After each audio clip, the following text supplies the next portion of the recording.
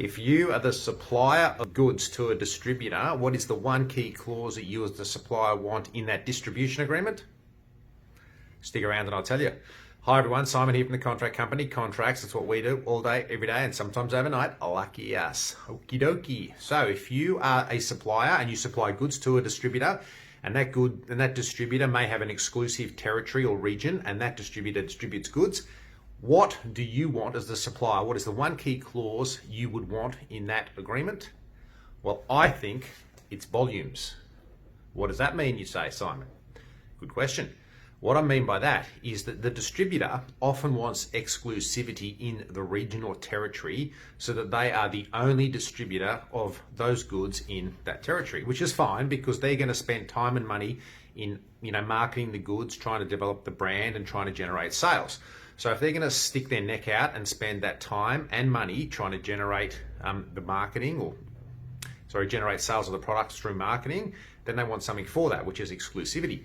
The supplier, however, their biggest issue usually is that they are scared or concerned that they sign up to a contract, which may be for multiple years, 1, 2, 3, or 4 years or longer, and they have to abide by the terms of that contract, and they've got no control over how much money they're going to make in the contract. So that's why I say the key clause that they want in there is about volumes, because they want to mandate in the contract that there is a minimum volume that the distributor must meet. So what that means is the distributor must purchase the minimum amount of whatever it is, goods under the agreement per year. And that way the supplier is protected. They know they're making reasonable revenue from granting exclusivity to the distributor in the region. And that way they have some comfort. Well, if things just go according to the contract, let's say the minimum volume is 1,000 whatever per year. So they know that the distributor's got to buy 1,000 products off them per year. So they know that on 1,000 products they're going to make a certain amount of money, and that's okay. Obviously they'd like to do better and sell 10,000. But at least specifying that minimum volume gives them some comfort that they won't mind granting exclusivity to the distributor for that region, because they know they're going to get their 1,000 products, 1,000 sales per annum. And that's why I think if you're a supplier, that's one of the key clauses you want in the agreement. You want to mandate minimum volume, I should say.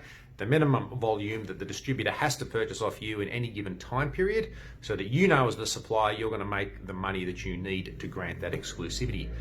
And usually the contract would say that if the distributor doesn't meet that minimum requirement, then the supplier is able to terminate the contract, which sounds reasonable because they're not getting the volumes. And so therefore, why should the supplier be bound to continue to use the distributor when the distributor just can't sell the product and make them money? In fact, they can't make themselves, both parties, money.